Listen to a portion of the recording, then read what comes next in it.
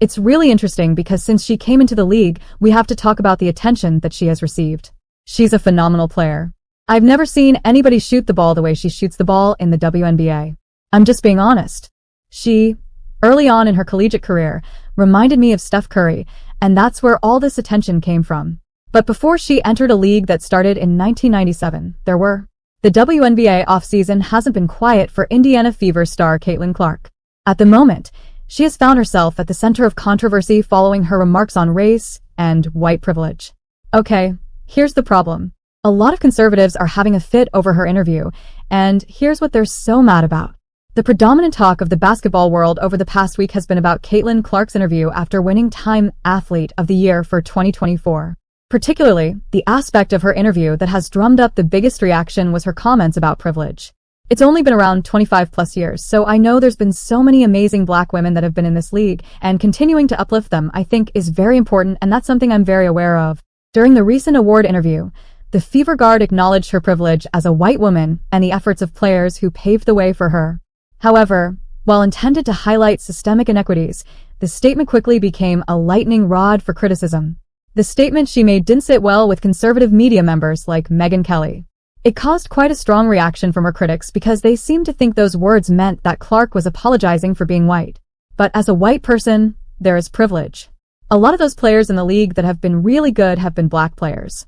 This league has been built on them.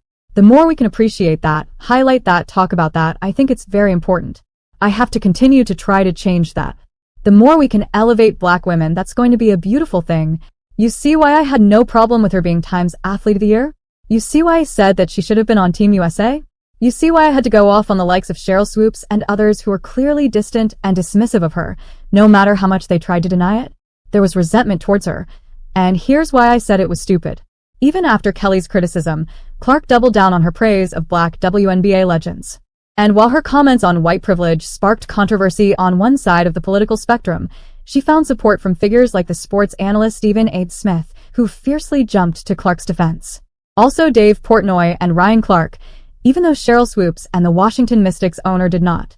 In a sport dominated by black African-American players, historically, white athletes in the WNBA have received disproportionate media coverage and endorsement opportunities compared to their black counterparts.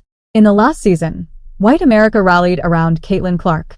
Although the support looks mostly amazing, sometimes fanatical and territorial, sometimes racist, and it seems that the Great White Hope Syndrome is at play again. But her talent brought together those people and even more in show arenas, in sports bars and living rooms, on social media to celebrate her fire, unselfish play, and ability to score in inconceivable ways when she needed to. That's the truth and nothing more. However, the black communities find that hard to believe. Going into the WNBA season, Wilson, a two-time league champion and now three-time WNBA MVP, told the Associated Press she thought Clark's race was a huge contributor to her popularity. And it doesn't matter what we, black players, do. They're still going to be swept underneath the rug. That's why it boils my blood when people say it's not about race, because it is.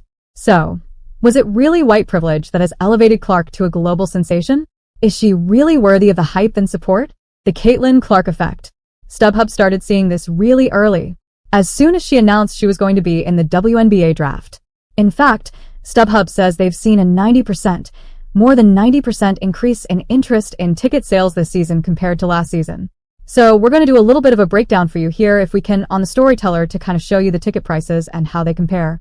The Phoenix Mercury versus the Indiana Fever. This is a game coming up on Sunday, June 30th. It's a noon game. This is, of course, when Caitlin Clark will be in town. Tickets are about $79 on Ticketmaster without those extra fees. This compares to another Sunday game that's about $23.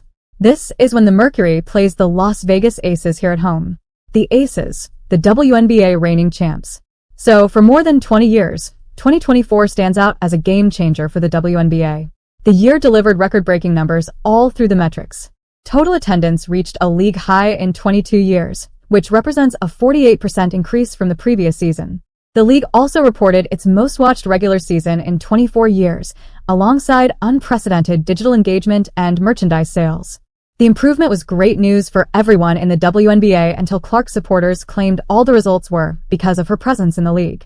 The claims have enraged lots of critics, in backlash towards Caitlin Clark. But it appears that Clark seems to be unbothered about all this discussion regarding her influence.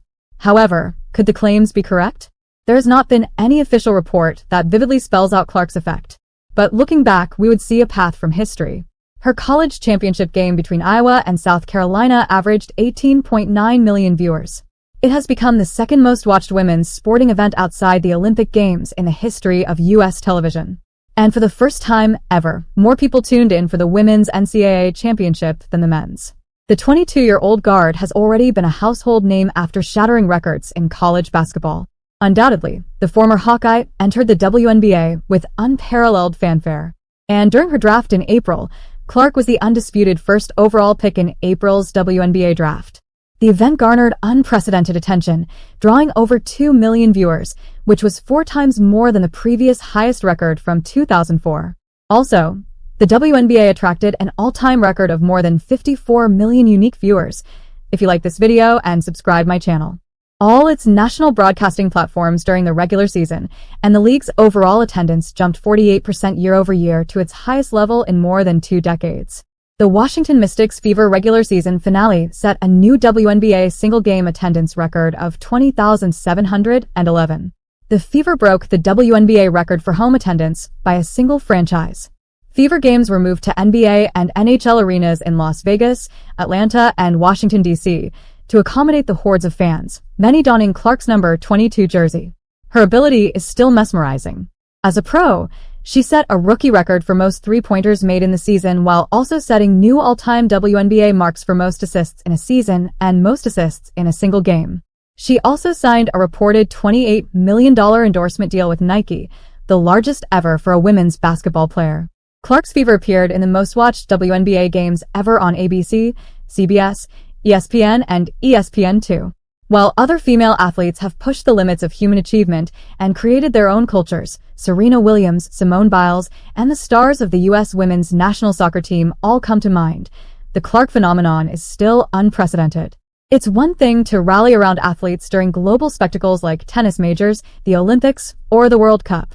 It's quite another to turn routine regular season games in the WNBA, a league neglected for far too long over its 27-year history, into appointment viewing. To be clear, Clark had plenty of help.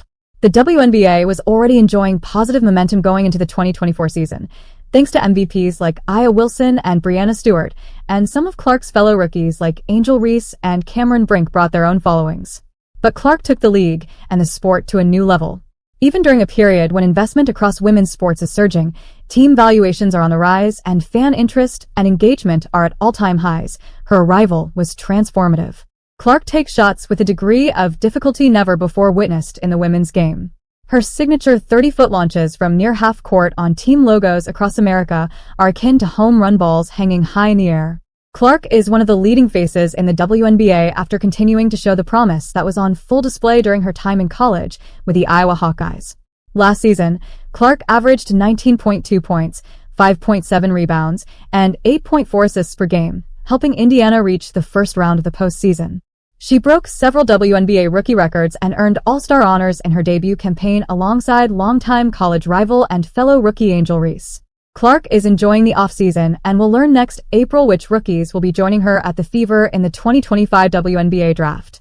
Clark's star power undoubtedly played a role in driving these numbers.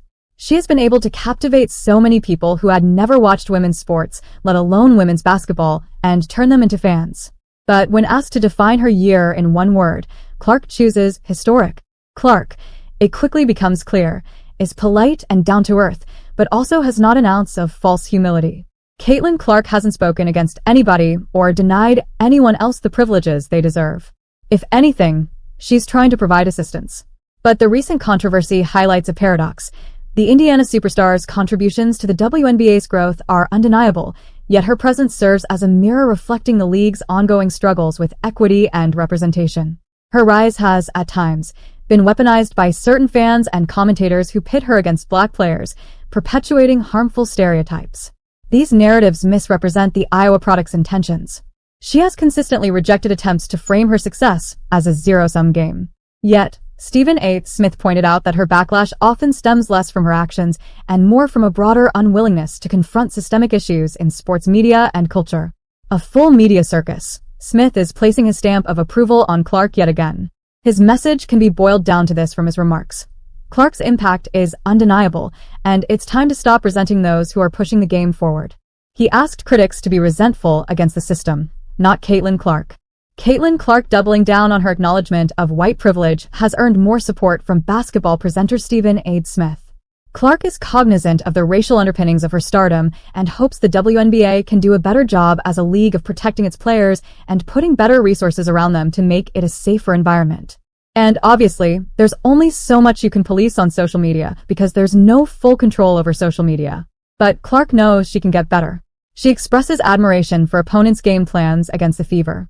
Eventually, the hot takes will tone down, and the basketball world will instead get excited about the 22-year-old's return to the court. From the stats, you're a better judge of whether white privilege made her a global sensation or her talents and skills. Let us know your thoughts in the comment section.